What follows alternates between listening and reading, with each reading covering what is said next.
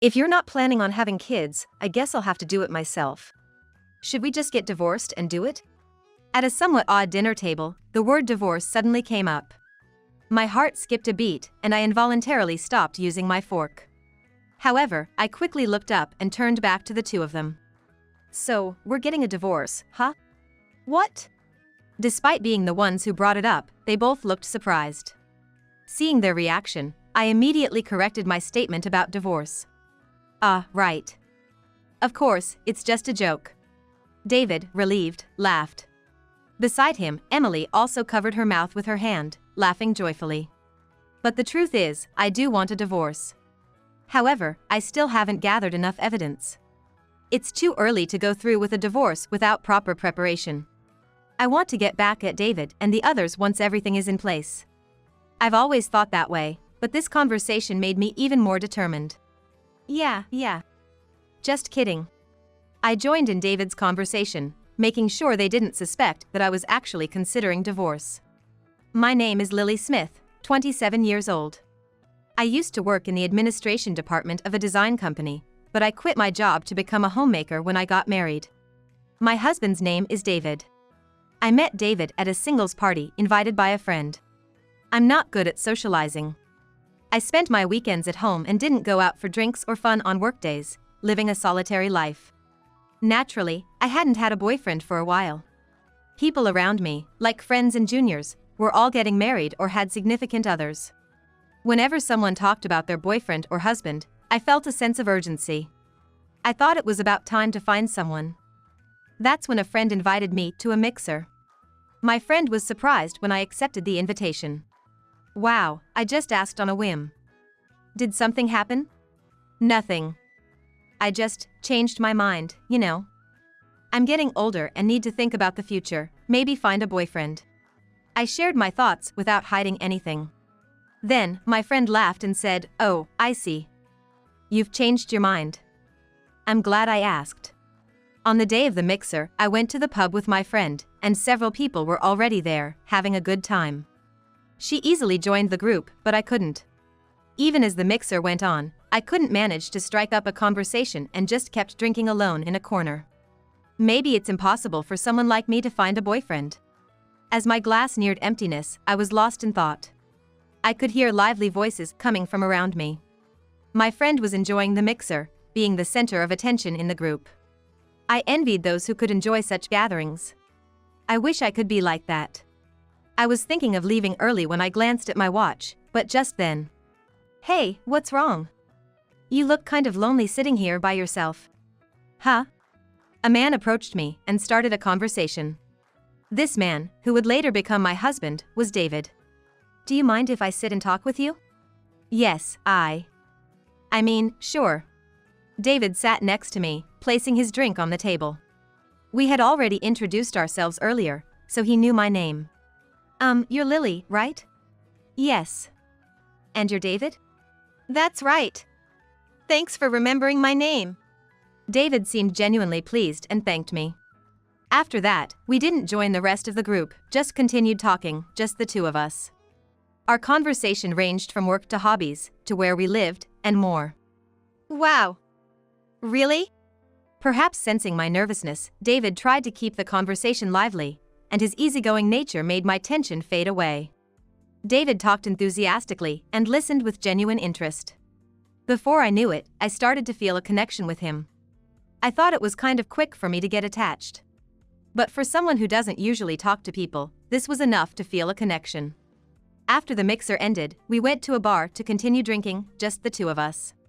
David became more relaxed than he was at the mixer. Maybe he had been affected by the atmosphere earlier. But he still listened to me just as attentively. Seeing him like this, my feelings for him grew. I had a great time today. Thank you. Thank you, too. We hit it off so well that we exchanged contact information and made plans to meet again. After that, we started seeing each other frequently. I couldn't believe how well things were going. I had just decided to get a boyfriend, got invited to a mixer, and met someone I really clicked with. I was expecting more of a struggle, so it all felt a bit surreal. About 2 months after the mixer, David proposed, and we started dating. He was as kind and gentle as he had been before we were together. Whenever we had days off, we'd go for drives or take trips, spending time together. But David was often busy with work. So our days off together were honestly rare, and we probably spent less time together than most couples. Instead, we kept in touch through phone calls and emails. Saying I was satisfied and not lonely would be a lie. I wanted to see David more, to be with him. Those feelings only grew stronger day by day. But the days we did meet were filled with happiness. Each time, I was reminded of how much I liked David. One day, as I continued living this way, suddenly, David introduced me to a certain woman. "Let me introduce you. This is Emily Johnson, my childhood friend. Nice to meet you." Emily Johnson, the woman he introduced as his childhood friend. From what I heard, David and Emily have known each other since they were in kindergarten. They still visit each other's family homes and go out to eat together, just the two of them. "Emily's been a really good friend since we were kids." "Oh, remember that time when..." "Wait, why are you bringing that up now?" "That did happen, but still." David and Emily were completely absorbed in their own world, chatting away. Naturally, I had no idea how to handle such a situation. All I could do was watch the two of them with a forced smile. David noticed my discomfort and said, "Oh, sorry about that. I thought I'd introduce you since Emily and I will probably keep seeing each other." Honestly, I wondered why I had to be involved with his childhood friend. But I wasn't brave enough to voice these thoughts. I didn't want to make David or Emily uncomfortable, so I went along with their conversation. "So, that's how it is. But I didn't know David was meeting you today. I just showed up suddenly, I hope that's okay." "Don't worry about it. I'm really happy to meet you." "Really? Thank you." Emily smiled sweetly and thanked me.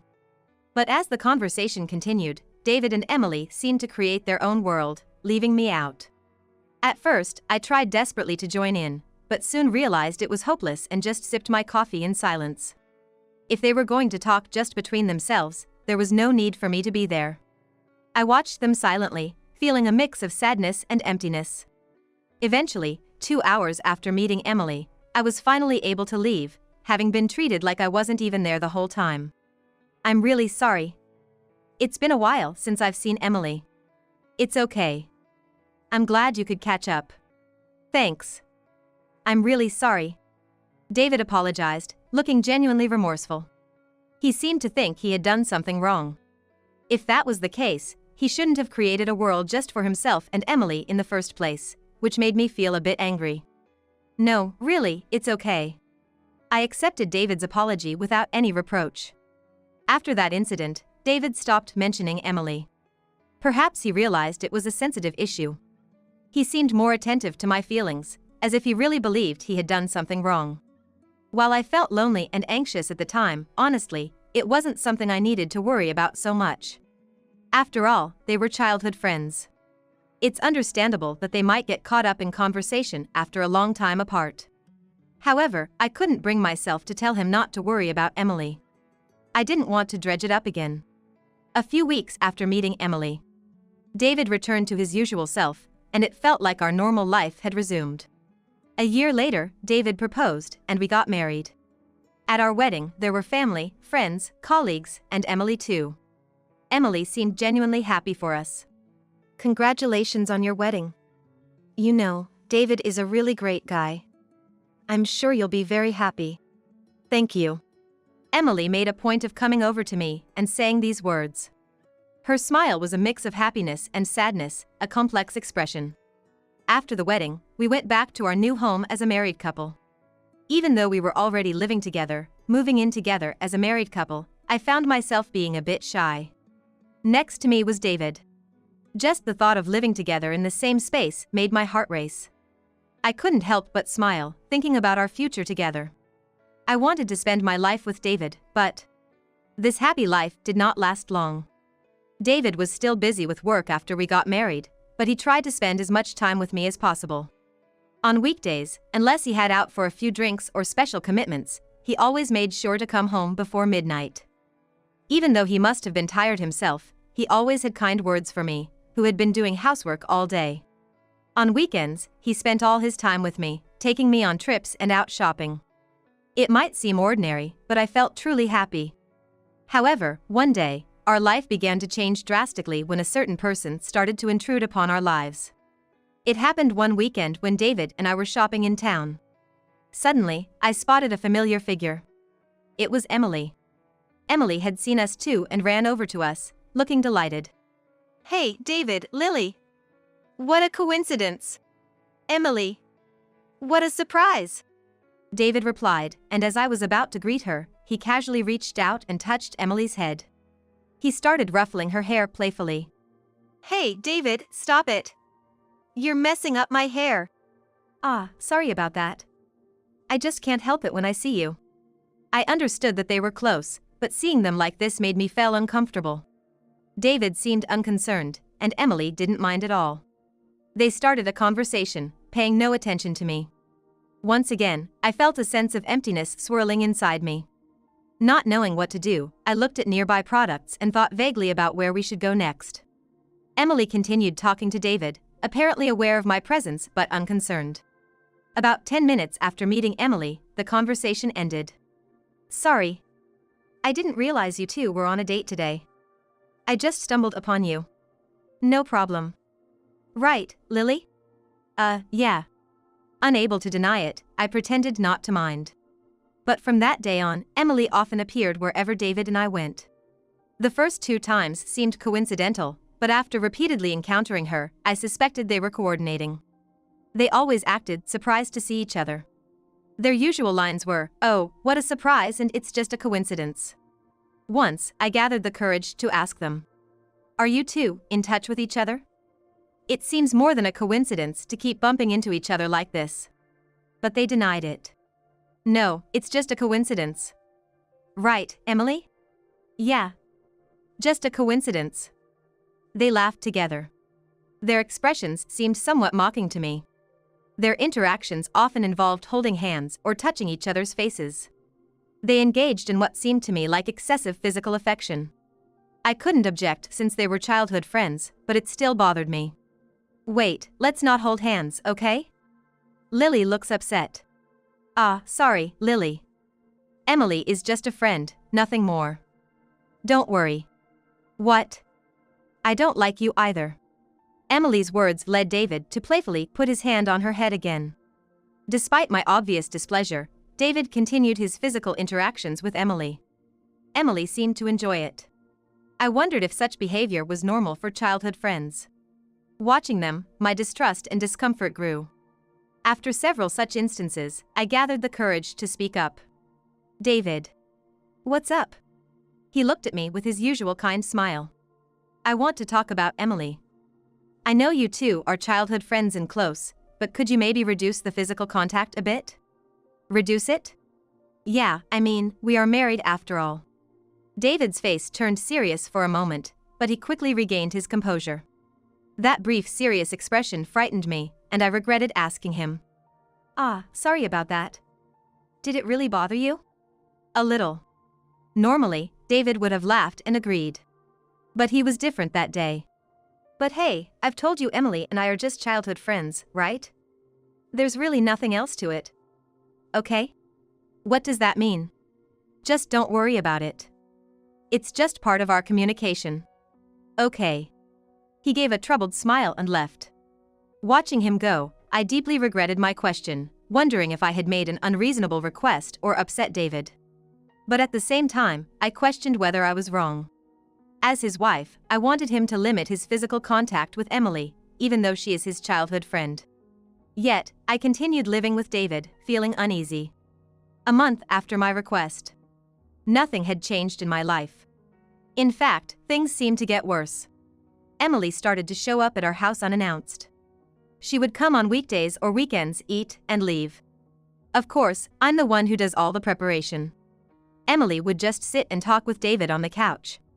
Even when I asked her to at least help carry the dishes, she'd dismiss it with, "You can handle that much on your own, right?" and laugh it off. By this time, David had completely taken Emily's side. He hardly listened to me and always talked about Emily. "Really? Lily can't do anything on her own." "Hey, don't say that in front of her." They laughed at me as if mocking. I felt terrible, obviously. When I silently returned to the kitchen, they complained about me. Is she sulking? Over this? That's a bit much, isn't it? I tried to ignore their voices and continued preparing the meal. Since she's coming over uninvited, it would be nice if she at least helped with the preparations. Yet, I'm the one who ends up being complained about. It's incredibly rude to suggest that I'm sulking or can't do anything on my own. Emily comes over several times a week. And always stays for a meal. There's no sense of calm even during dinner. She sits next to David and continually teases and distracts him. David seemed to enjoy it. They fed each other, laughed, and looked like a couple to anyone watching. Yet, I heard Emily was engaged. It is a man named Michael Anderson. A high-ranking employee at the same company as her. I've heard he's currently overseas.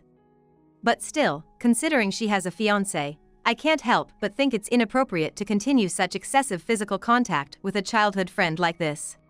Could you ask Emily to cut back on her visits a bit? The food expenses are adding up, and it's more work to cook. But David laughed off my request, dismissing my concerns. But he says Emily is single and gets lonely at home. Maybe you could be a bit more understanding. But don't worry about it. David didn't seem to have any intention of reproaching Emily. Sometimes, I felt he seemed happier with her than with me. Why couldn't he give me that same smile? Slowly, my feelings turned to resentment, not just towards Emily, but also towards David when I saw him with her. A year after our marriage, Emily continued to frequent our home. By then, I had given up and entertained her without complaint. I was wondering if this was what David and Emily wanted. Their physical closeness intensified, and they seemed happier than ever. It looked like this routine would continue until Emily got married. The thought alone was depressing. Divorce. The word started to cross my mind occasionally. But I couldn't bring myself to act on it, and time just passed. However, one day, a comment from Emily sparked my decision to divorce. Aren't you two planning to have kids? What? Her tactless remark took me by surprise. David and I had discussed and decided not to have children for now. We had discussed that we might not have children at all, and yet. Well, Lily absolutely doesn't want to. That's not true. I never said that. I never said that. I argued back, frustrated by David's attempt to appease Emily. Really? Lily, it's been about a year since you got married. Why don't you want kids? I never said I didn't want. But Emily didn't listen. David likes kids, right? Lily, it's unfair of you to be so selfish. Selfish? I never said such thing. Seriously, she's being difficult. David continued to take Emily's side. Even in this situation, he supported his childhood friend over his wife. I finally realized that I might not be able to continue with him. Then Emily said something outrageous. If you don't want kids, I'll have them for you. Maybe we should just get a divorce and do it. David laughed along with Emily's comment, not rebuking her for bringing up divorce. Suddenly, the mention of divorce sent a shock through me, causing my heart to race and my hand to stop mid-air with my folk. Joke or not, there are things you just don't say. I was dismayed by their lack of discernment. But I quickly faced them and said, "So, we're getting a divorce, huh?" What? They were surprised, despite initiating the topic. I immediately corrected myself. Just kidding. We'll think about having kids soon.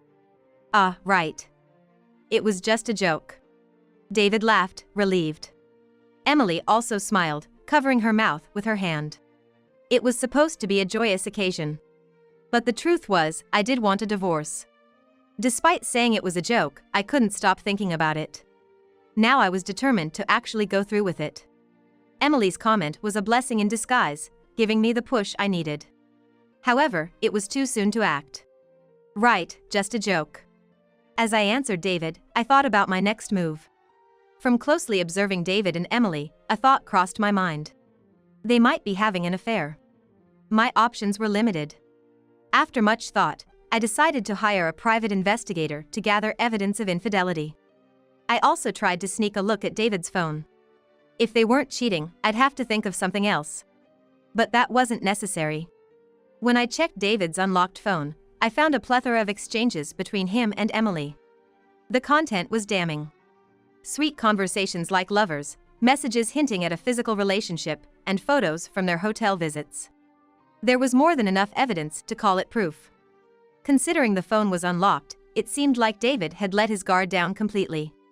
Moreover, the detective agency's investigation revealed that he and Emily met frequently. Mostly at hotels. Checking the dates they met, they all coincided with the days David told me he would be late. He had been lying due to overtime or drinks with colleagues to meet Emily secretly. Though I had a sense that they were having an affair, seeing solid evidence made it all too real and left me with indescribable feelings. During this time, David and Emily's behavior didn't change. Emily kept coming over for meals and teasing me. Unaware of what I was doing behind the scenes, the two of them carried on with their carefree behavior, which seemed almost comical to me. About a month after I started gathering evidence, David invited me to an event.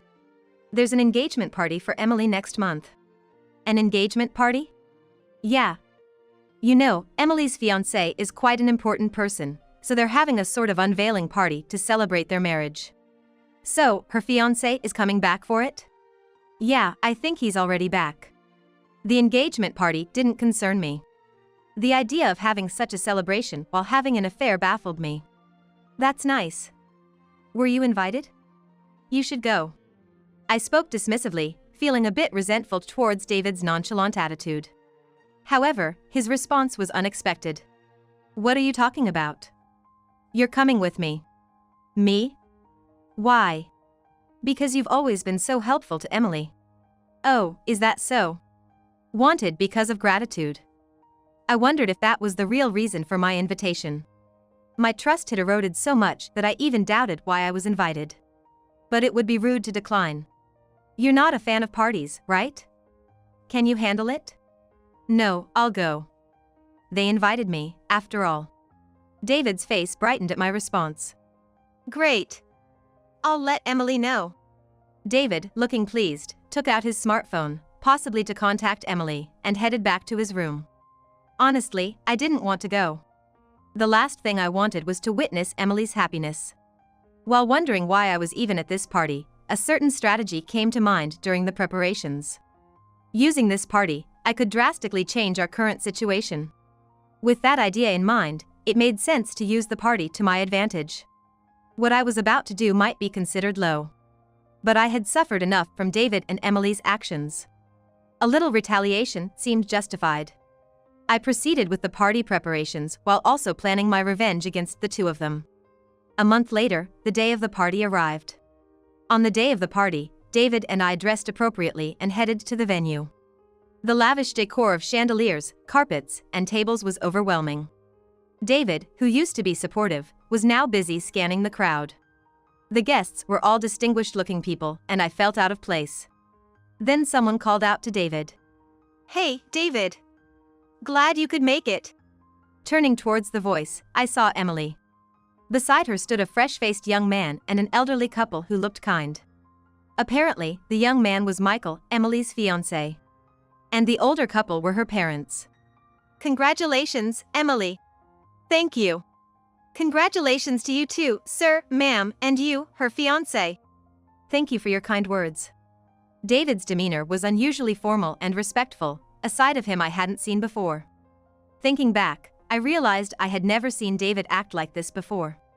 After the announcement, the party officially began. After getting our food, I returned to my seat, marked with my name tag, and found David chatting happily with Emily's parents. So, David, you and Emily have been childhood friends, right? What was she like back then? Emily as a child? Hey, don't embarrass me. David, ignoring Emily's embarrassment, shared stories from their childhood. She used to love catching bugs and running races. We played a lot of tag together.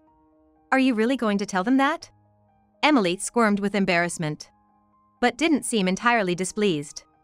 You two really seem close. I've always noticed how you're together, almost like real siblings. I knew it was impolite, but I couldn't let this opportunity pass. I had to implement my plan. Feeling apologetic, I nevertheless interjected. David seemed surprised by my interruption, his eyes widening in disbelief. Is that so? What's Emily like when she's with you, David? They're very close. It's like being with a lover. Hey, Lily. David tried to stop me, but I didn't hold back. Emily often comes to our house for meals. While I'm cooking, she's always chatting and having fun with David. Even during meals, they feed each other and hold hands. They're really close, aren't they? What are you saying? The atmosphere froze with my words. Emily's parents and fiancé looked at David and Emily in disbelief. Feeding each other? Yes. Oh, I don't have photos of that, but I have photos of them being close. Do you want to see? Hey! Lily! Before David could stop me, I showed the evidence from the detective agency and my own collection on my phone. The fiancé's face turned ashen. Lily! Don't say weird things. Weird? I'm just stating facts. This is how you two usually are. David was speechless, biting his lip in frustration. Emily, however, lashed out at me. It felt good. I have never seen David and Emily's frustrated faces like this before. I was glad I had gone through with my revenge. Lily! Don't do this. Why do you have these photos? You shouldn't know about this. Did you hire a detective? I can't believe it. Yes, I did hire a detective. Why? Their affair exposed, David was visibly shaken. Want to know why? I pulled out a filled-out divorce form from my bag and slammed it in front of David. Let's get divorced. I can't take it anymore. You don't have to say it here. Ever since we married, Emily has always been in our lives. We kept bumping into her when we went out, despite my asking you to keep her away. She kept coming over for dinner. And then you lied about working late to go to hotels with her. There's no point in staying married. I let it all out. David raised his voice, drawing everyone's attention. I know it was wrong, but if you knew it was wrong, why didn't you stop? Didn't I ask you many times to stop? Aren't you even sorry? Well, yes, but... Right, you're not sorry. If you were, you'd apologize instead of making excuses. Sorry. Emily interjected, trying to stop our argument. Hey, stop. Not here, not like this. Hey, Michael. Dad, Mom, help me. But her parents and fiancé didn't come to her aid. Emily, those photos are real, aren't they? What? I'm asking if they're real. But I guess it's pointless to ask, you wouldn't admit to cheating on your own. Michael looked deeply upset. It was understandable, he must have been thinking about his fiancée Emily all the while working overseas. And yet, she had been having an affair with her childhood friend. With so much evidence, I can't marry you. I was a fool to trust you. Wait! It's not true! It's all lies! Lies? So, you're saying Lily made all this up just to trap you and David? Yes, that's it. Really? I couldn't take it anymore. They had used me to their advantage, and now, Emily still refused to admit her infidelity. Were they still trying to manipulate things to go their way? I couldn't take it anymore. They had used me to their advantage, and now, Emily still refused to admit her infidelity. Who would do such a thing for you?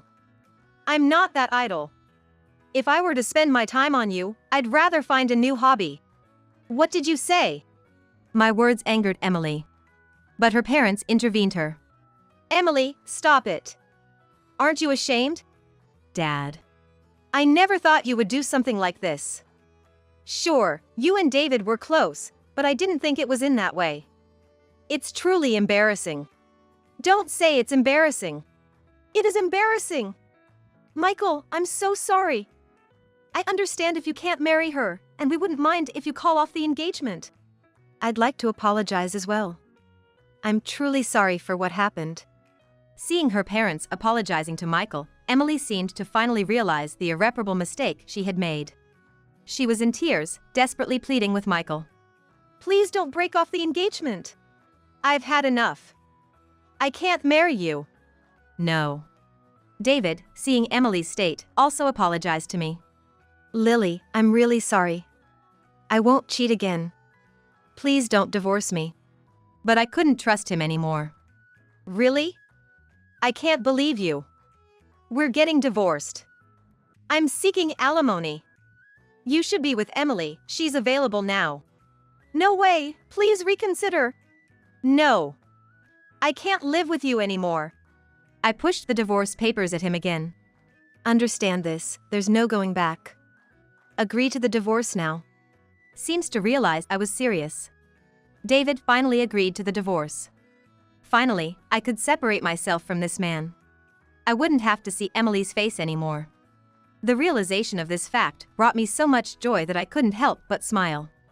A few days later, our divorce was finalized. I received alimony from both David and Emily.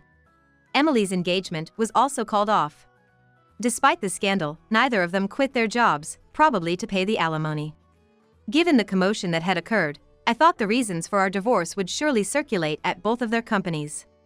I had thought the scandal might make it uncomfortable for them to continue working at their companies, but it turned out they both couldn't afford to quit their jobs, needing to earn money to pay the alimony. In a way, I felt they got what they deserved. Admittedly, thinking this way might suggest I'm not entirely without malice. A year after the divorce, I apologized to Michael for ruining the party. However, he kindly said, "No worries at all. In fact, thank you for telling me about Emily's infidelity. It really helped me." A year has passed since my divorce from David. Now, I live comfortably alone in a new town, working a new job. I'm not sure what David and Emily are up to, but since the alimony is being deposited monthly, they must be managing somehow. It seems I'm better suited to living alone rather than with someone else. I likely won't marry again. I want to cherish these peaceful days that I hope will continue indefinitely. With this thought, I enjoyed my favorite tea alone, as I did today.